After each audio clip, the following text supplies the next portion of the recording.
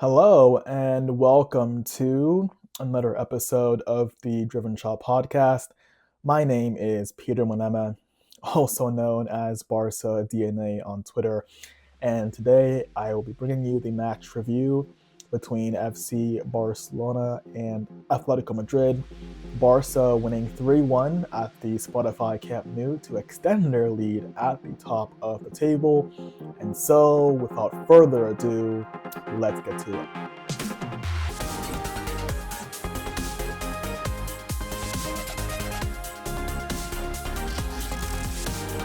So this was a very important game for Barca. It's worth noting that Barcelona this season have been very poor in the big matches, beginning with the loss against PSG at Montjuic, followed by the loss against Real Madrid at the Bernabeu, and then the embarrassing loss against Chelsea in the Champions League at Stamford Bridge. And even before that, Barca, of course, losing to Sevilla away from home 4-1. So coming into this game, there was pressure on Barca, despite being top of the league. What was clear was that we didn't want Barca to go top of the league temporarily and then drop points in the very next game and throw it all away. So this game did require Barca to play well. There was pressure on the team to put in a very good shift, and especially to really build some confidence in a big match. And so this game against Atletico was the perfect chance to do just that. That being said, Barca didn't particularly start the game that well. They were very good in the opening stages, but again, one of the issues with Barca this season is they can do so many things right, and yet it only takes one or two moments there for the opposition, especially if they've got quality, to cut Barca open when it comes to one or two passes, a good move put together, and all of a sudden they're in behind. And Atletico Madrid, that's all it took. Barca in the opening minutes were decent. They weren't dominating per se, but they were good on the ball. They were energetic. They pressed well. But again, 19 minutes into the game, it only takes one moment there for Atletico Madrid out of the back. Molina plays the ball. It was Barca going forward who lost the ball there high up the pitch in the opposition's half, but then Atletico take a few moments there. It's a pass from Molina, a very good ball. It cuts through the lines there. The offside trap fails as Baena gets in behind Kubarsi. 1v1 there with Juan Garcia. He scores. The flag goes up, only for VAR to say that in actuality, Baena was onside. Atletico then take the lead. And what I really appreciate about this is the moment Atletico Madrid went ahead, which they've done in every game so far this season, Barca responded immediately. They did not let their heads drop. They didn't lose any belief in themselves. They were at home. I think what mattered so much in this game in particular was that Barca were at home. I think that gave them a massive boost of confidence, especially being at the Camp Nou, because the fans did not let the players down. They were chanting, they were on their feet, they were cheering, and Barca responded in kind by playing some really good football, being aggressive, being assertive, really gaining a territorial edge in the half of Atletico Madrid. And really, it was a few moments later that Raphinha would find the equalizer. A phenomenal pass from Pedri, who picks him out. Raphinha, very intelligent, actually vacates his position on the left to drift infield there next to Lamine Yamal playing underneath Lewandowski. And really, Atletico are set up there in a bit of a back five, and so he just finds the space between the fullback and the center back. And because the two defenders are so busy being occupied by trying to deal with Lewandowski, meanwhile the fullback is busy trying to take care of Lamine Yamal, there's space there for Raphinha to run into. He makes a very good run. Pedri, lovely pass into his feet. Raphinha's through on goal. And the composure he shows here was unbelievable there. Brilliant stuff. He just eases past Jan Oblak, puts the ball into an empty net. It's Barca 1, Atleti 1, and that was a really big goal. I think the timing of it was very important, the immediate response. It gave the team a sense of confidence. It also gave the team a sense of urgency because they were buoyed on by the fans. And Barca took the game from that point on and really did try to, go ahead in the game. They were putting pressure on Atletico Madrid. Then came Dani Olmo's brilliant piece of play, lovely skill to get past Barrios. He's brought down. It's a penalty kick. Lewandowski steps up, and that was bad. That might have been the worst pen I've seen Lewandowski take in his career. In fact, I'm more than convinced it was the worst penalty kick he's ever taken in his life. And yeah, it was awful. It was quite literally a ridiculously bad penalty kick. It's funny because I was commentating this game and I was looking for any excuse to give Lewandowski for missing this penalty. I was looking for a bobble on the ball. I was looking for maybe a divot in the pitch. I was looking for a slip. Nothing happened. It was just a fish up a tree finish, in the famous words of Ray Hudson, a terrible kick from Lewandowski. And Barca, to be fair, did not let that affect them. They responded to that incline. They still kept going forward. Lewandowski nearly, in fact, immediately makes amends for his miss by, well, having a chance on goal. Lamine Yamal plays a lovely cross into the box. Lewandowski wins the header, and Jan Oblak makes a phenomenal save. It's quite literally brilliant there from the goalkeeper. Great reflexes, strong arm, wonderful save. And Barca, in the end, go into halftime at 1-1, but you felt as if the momentum in the game was, firmly with Barca. At halftime, Atletico Madrid did make a change. They brought on Conor Gallagher, but it didn't really have an impact for them on the game. In fact, if anything, Atletico, for the most part in this match, regressed. They were not aggressive. They didn't try to press Barca high up the pitch. They weren't trying to force mistakes, which was a bit surprising. And they were seemingly almost relying more so on sitting back and trying to catch Barca in transition, which never really happened apart from the opening goal. And so for the most part, Barca grew in their confidence in the second half, and it was Dani Olmo on the hour mark who scores a really, really good goal here. It starts with Pedri driving forward, getting past 2-3 players, finding Dani Olmo, who then finds Lewandowski, who just about returns the ball into his path. And Dani Olmo, lovely first touch to create space for himself and a very, very good finish on his left foot. Now, he's very unfortunate because as he takes the shot, he lands very, very awkwardly. He has dislocated his shoulder and he had to come off. He was in visible pain. He could barely stand after scoring that goal. And it was really, really sad for Dani Olmo because he's a player who, in the past 2 games, has really stepped up. He's played well. He's a player who's received lots of flack this season, especially from me. And he really, in a big way, he showed up today and had a massive role in Barca winning this game.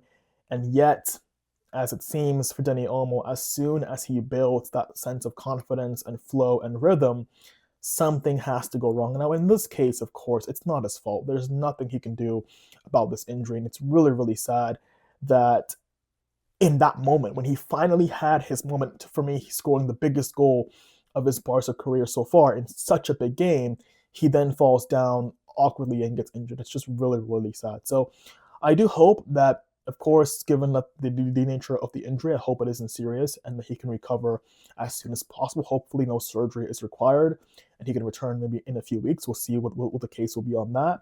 But Barca, beyond that point, took the lead, and then you kind of saw the team hit a bit of a wall. Pedri then goes down, goes off the pitch there as a precaution. Raphinha, same thing. Both players coming back from injury recently, so they couldn't go the full 90. Those two go off, and then eventually as well, Lamine Yamal makes way late in the game. And Barca were kind of, to put it bluntly, trying to survive at that point. Because really, the emphasis going forward wasn't quite there as strongly. Barca were trying to almost hang on, in a sense, there for dear life. Atletico Madrid were coming forward there. Thiago Almada has a wonderful chance in behind. He goes past 3 players. He rounds the keeper, but then puts his finish wide. Sverdlov came on, gave us some PTSD, had a few half chances, couldn't really make anything count. And Atletico came really, really close on a few occasions. The ball was pinballing in the box. The corners were terrifying. But Barca ultimately did enough. And what was good about Barca, especially late in the game, was Barca weren't content with just sitting back and trying to smother the game. They were also willing to go forward. When Dro came on, Rashford, Ferran Torres, these were players who were not afraid to try and push forward, to try and make things happen. And in the end, that's what happened. It's actually Balade there who combines with Rashford. Atletico there were a bit asleep. I think they, in a sense, were so focused on going forward that, similar to Alaves, they didn't really cover themselves in glory. Of course, it's a different type of goal, this one, compared to the one that almost scored against Alaves. But Atletico fell asleep. It's poor defending. They leave Ferran Torres wide open. Balde plays a 1-2, plays a really good ball there into Ferran Torres. It's a bit of an awkward first touch. The ball rides up on his body. It nearly hits his arm, but he gets away with it. It doesn't. And it's a good finish away past Jan Oblak. And that was Barca 3, Atletico 1. A really, really big win for Barca in La Liga. You could see the players were in raptures. They were so, so happy. Flick had the most gorgeous smile on his face. He was absolutely delighted and relieved as well. And so ultimately, Barca have won this game 3-1. It's a big game win for Barca for the first time this season. And, let's walk through what are some takeaways that we can have from this game and from this performance. The first thing that I would say is Raphinha and Pedri are differential players. There's no other words around it. Those two players are Ballon d'Or worthy players. Full stop. Those two players are Ballon d'Or worthy players. And you can see what happens when they are not on the pitch for Barca. Raphinha changes the entire dynamic of Barca's attack. How they press, how they attack, the movements that they make, the players they're able to bring into the game. Because even in the first few moments of the game, the minute Lamine Yamal received the ball in transition, the first player he was looking for was Raphinha. With the Trivela passes there, he was able to spot those runs. And the movement, the understanding with Raphinha, Yamal, Lewandowski, Olmo, you can tell it breathes life into this team. And you can see there with Dani Olmo, he played much better today having Raphinha next to him. Likewise, as he did against Alaves, the impact there of having Raphinha in this team is second to none. He is absolutely crucial to how Barca wants to play and how Flick wants to play. And so Raphinha, not only going forward, but defensively, he leads the line. He helps the team defend from the front through their pressing. And more to that as well, he's a leader. He's someone who the rest of his teammates listen to and look to follow his example. So tonight, he was instrumental, a very, very good display, a very important goal for him, and a massive moment that's guided Barca to a victory. Likewise, Pedri. I mean, what other words can you use to describe Pedri? Against Alaves, he had a really, really impressive cameo there where he came on, and you think that he's just returned from injury. Maybe he'll take things easy, play some light passes. No, he was going through players like Swiss cheese. He was, going left, right, feints here, dribbling past 1, 2, 3, as if they weren't there. Today was no different. Pedri was a class apart. And of course, there was no Frenkie de Jong present in this game. He had a fever, and so he couldn't play in this match. But Pedri, he marshaled the midfield so well. He was so good, involved in everything good that Barca were trying to do. Of course, the assist for Raphinha's goal. And then for the second goal, the move starts with Pedri. In a situation where there was nothing on, nothing really happening, Pedri spots a gap in between three players, charges forward, plays the initial pass, and it starts the dominoes falling for what would eventually be the goal for Dani Olmo. So Pedri, in every sense of the word, was absolutely instrumental. He was magnificent to watch today. For me, my man of the match, brilliant player. For me, the best in the world, the best midfielder as well in the world, and he continues to show it week in, week out. Phenomenal there from Pedri. Raphinha as well. Like I said, those two players are match-defining players for Barca in this team, and they make a huge influence to how this team attacks and defends. Likewise there, credit to Gerard Martin. Once again, a big game for him, a big chance that Flick gave him to play as the left-sided center back, and yet again, he played really, really well. He was impressive. He was commanding. He completely shut down Julian Alvarez. He did have a few nervy moments there, most notably the yellow card he suffered after being late on a challenge there against Simeone. But overall, he was very, very good. He read the game well. His passing was good. He was commanding in the air. He had a good presence about him there. There was a really good tackle that he made on Swidloff in the second half. And so ultimately for me, I'm very, very impressed by Jordan Martin. And I'm hoping that he can get more and more minutes there as a center back and can build up some confidence there in that role, because to me, he does seem to be cut out there for that position. And he seems to be growing there in stature and belief in himself. Now, again, is he someone who I view as the long-term solution in that role?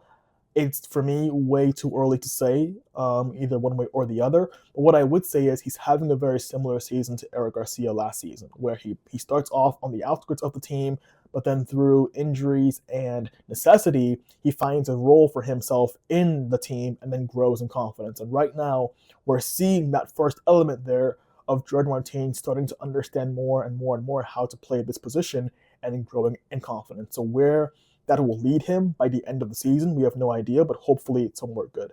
So overall, this is a big win for Hansi Flick and for Barca. That will be the last takeaway there, is that this is Barca's first big game where they've risen to the occasion. They've been truly better, and they could have scored 4, 5, maybe even 6 goals tonight. And that's a very good thing to see.